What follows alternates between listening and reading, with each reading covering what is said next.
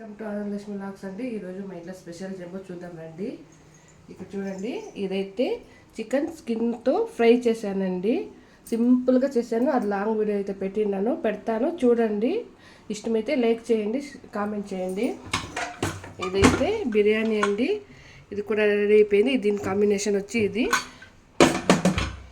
నేనైతే first time మా ఛానల్లో అయితే చికెన్ స్కిన్ ఫ్రై అయితే చేశాను. ఎలా చేశాను, దానికి ఏమేమి వేయాలి అనేది అయితే లాంగ్ వీడియో చేశానండి. చూడండి, ఇక్కడ చూడండి.